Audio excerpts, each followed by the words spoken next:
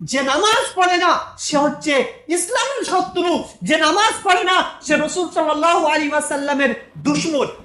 কারণ নামাজ পড়লে ইসলাম রক্ষা হবে, নামাজ পড়লে রাসূল সাল্লাল্লাহু আলাইহি ওয়াসাল্লামের মহব্বতের সাক্ষী আমরা দিতে পারব। নামাজ মানে মহব্বতকে বলা হয় নামাজ। নামাজ হলো রাসূল সাল্লাল্লাহু আলাইহি ওয়াসাল্লামের প্রেমে পড়াকে নামাজ বলা হয়।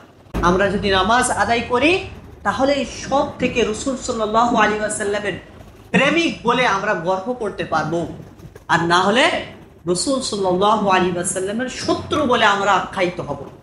যারা অমুসলিম তারা হয়তো রাসূল সাল্লাল্লাহু আলাইহি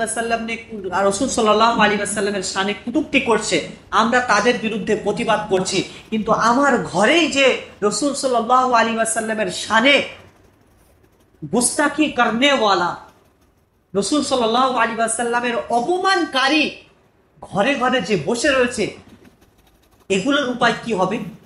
তাদের বিরুদ্ধে প্রতিবাদ কারা করবে? কেন বলছি আমি যে রাসূল সাল্লাল্লাহু আলাইহি ওয়াসাল্লামের অপমানকারী হলো বেনামাজি? কারণ এই যে নামাজ, এই যে 5 ওয়াক্ত নামাজ রাসূল সাল্লাল্লাহু আলাইহি ওয়াসাল্লাম আমাদের উপরে দয়া করে রেখে গেছে।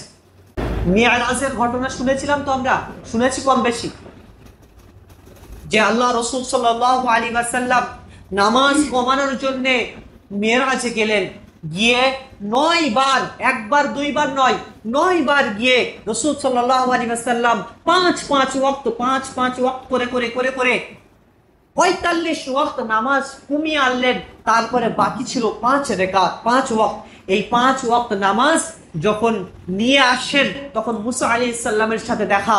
মুসা আলাইহিস সালাম বলছেন, এই আল্লাহর হাবিব, আপনি যে 5 ওয়াক্ত নামাজ নিয়ে যাচ্ছেন, এই 5 ওয়াক্ত নামাজ আপনার উম্মত পড়বে না, কারণ আমার উম্মত তো মাত্র 2 ওয়াক্ত নামাজ পড়েনি, তারা আল্লাহর নাফরমানি করেছে, 2 ওয়াক্ত নামাজের বেলায় তারা অলস ছিল, গাফিল ছিল, আপনার উম্মত 5 ওয়াক্ত নামাজ কিভাবে পড়বে? তখন রাসূল সাল্লাল্লাহু আলাইহি ওয়াসাল্লাম বলছেন, হ্যাঁ মুসা নবী, আমাকে আল্লাহর কাছে যেতে লজ্জা লাগছে, আর আমি আমার উম্মতের কাছে যদি এই সামান্য 5 ওয়াক্ত নামাজ না দিতে পারি, তাহলে কাল কিয়ামতের দিন আমার এই উম্মত আল্লাহর কাছে কি ইবাদত নিয়ে যাবে, কি ইবাদত নিয়ে যাবে? হয়তো এই 5 ওয়াক্ত নামাজ পড়ার দরুন আমার উম্মত হয়তো জান্নাতে চলে যাবে, জাহান্নামের বেড়া পার করে তার ঠিকানা হবে জান্নাত। কিন্তু আমরা এই নবী সাল্লাল্লাহু আলাইহি ওয়াসাল্লাম আমাদের জন্য জান্নাতের চিন্তা করেছে, মহব্বত ছিল বলেই তো জান্নাতের চিন্তা করেছে, এই উম্মতকে ভালোবাসতেন বলেই তো মহব্বত জান্নাতের চিন্তা করেছেন, না হলে কি করতেন? আজ এই ভালোবাসাকে, এই মহব্বতকে যে আমরা ঠুকরে দিচ্ছি, এই মহব্বতের উপরে যে আমরা পা তুলে দিচ্ছি, তাহলে কি আমরা সব থেকে বড় রাসূল সাল্লাল্লাহু আলাইহি ওয়াসাল্লামের অপমানকারী নয়? আমি বলবো, যে নামাজ পড়ে না সে হচ্ছে ইসলামের শত্রু, যে নামাজ পড়ে না সে রাসূল সাল্লাল্লাহু আলাইহি ওয়াসাল্লামের দুশমন। কারণ নামাজ পড়লে ইসলাম রক্ষা হবে, নামাজ পড়লে রাসূল সাল্লাল্লাহু আলাইহি ওয়াসাল্লামের মহব্বতের সাক্ষী আমরা দিতে পারবো। কেন আমরা নামাজ পড়ি না?